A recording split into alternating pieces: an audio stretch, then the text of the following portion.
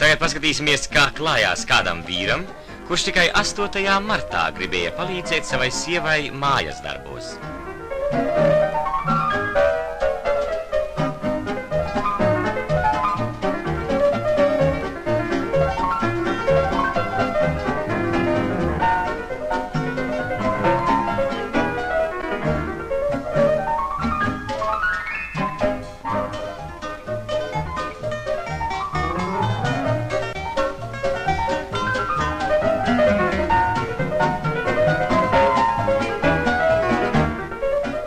Taču sievietes rokas dara brīnumus.